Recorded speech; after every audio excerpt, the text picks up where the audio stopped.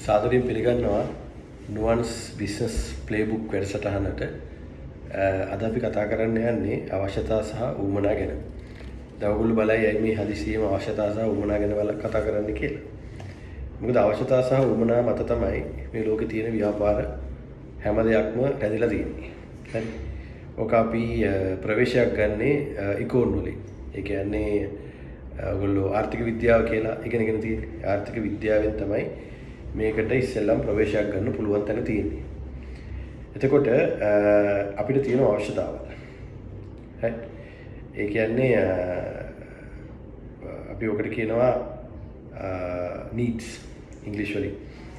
දැන් අපි ගත්තොත් thirsty ඒ කියන්නේ තිබහ කියන්නේ අපිට තියෙන biological need එකක්. එතකොට ඉස්සර මුකුත්ම නැති කාලේ මිනිස්සු තිබහ සංසිඳව ගත්තේ කොහොමද? වතුර එකක් බීලා. හරි.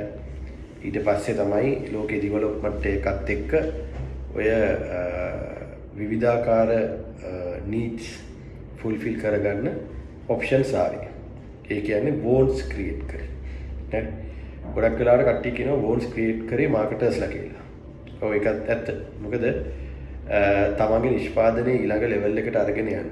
ඒ කියන්නේ කස්ටමර්ගේ අයිඩෙන්ටිෆයි කරපු ગેප් එකක් fulfill කරන්න මිනිස්සු ওই need එක ඇතුලේ want එකක් establish කරා. අපි උදාහරණයක් ගත්තොත් වාහන කියන දේ ගත්තොත් අපි ඔයගොල්ලෝ දන්නවා අපිට ගමනක් යන්න අපි තුමාතර ඉඳලා ගාල්ලට යන්න කියලා. ඔය ගමන යන්න අපිට ඕන තරම් ඔප්ෂන්ස් තියෙනවා. හරි. එහෙම නැත්නම් තමන්ගේ අපි කියමු අපේ ගමනාගමන අවශ්‍යතාවය සපුර ගන්න අපිට ඕන තරම් ක්‍රම තියෙනවා. හැබැයි අපි සමහර අය අතේ තියෙන මුදලට පොඩි වාහනයක් අරගෙන යනවා. සමහර අය මිල අධික වාහන ගන්නවා. හරි.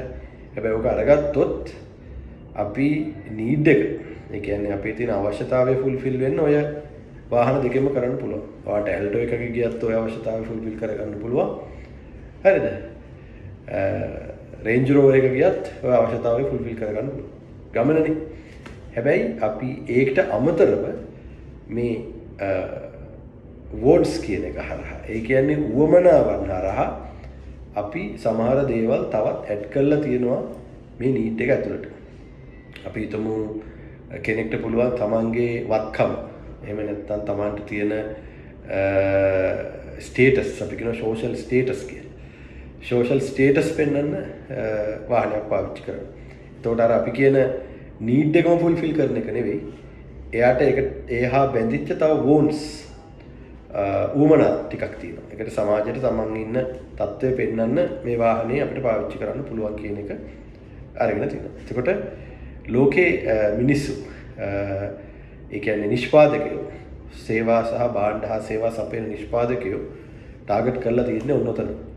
ඒක නිසා තමයි අපි සමහරක් වෙලාවට අපිට වතුරෙහි fulfill කරගන්න පුළුවන් thirsty කියන need එක fulfill කරන්න අපි සමහරක් වෙලාවට සාමාන්‍යයෙන් රුපියල් 2000ක් 3000ක් වියදම් කරලා ඒ වතුර එකකින් fulfill වෙන්න තියෙන need එක අපි වෙන මොන හරි beverage එකක් අරගෙන fulfill කරගන්න. මොකද ඒකත් එක්ක අපි ගන්න experience එකකුත් දෙනවා අපිට. අපි ගත්තොත් අපි coffee shop එකකට ගිහිල්ලා coffee එකක් ගන්න වෙලාවට අපිට ඒක plain tea එකක් ගන්න පුළුවන් චූටි වටේ ළඟ තියෙන තේ කඩේකට ගිහිල්ලා. හැබැයි ඒ ගන්න experience එකයි අර coffee shop එකට ගිහිල්ලා අපි coffee එකක් ගන්න experience එකයි අතර ලොකු වෙනසක් තියෙනවා. social status එකකුත් වෙන්නනවා. එතකොට ඔයගොල්ලන්ට තේරෙනවා දැන් මෙන්න මේ needs and wants අතර කරන play එකෙන් සාමාන්‍යයෙන් නිෂ්පාදකයෝ තමන්ගේ customer attract කරගන්න, ඒකම තමන්ගේ profit එක, තමන්ගේ ලාභය වැඩි කරගන්න නොයෙකුත් උපක්‍රම කරලා තියෙනවා කියලා. හරි. එතකොට මේක ස්ට්‍රැටජි එකක්. එහෙම නැත්නම් මේක ක්‍රමෝපායක්. ව්‍යාපාරයක් ඉස්සරහට අරගෙන යන්න.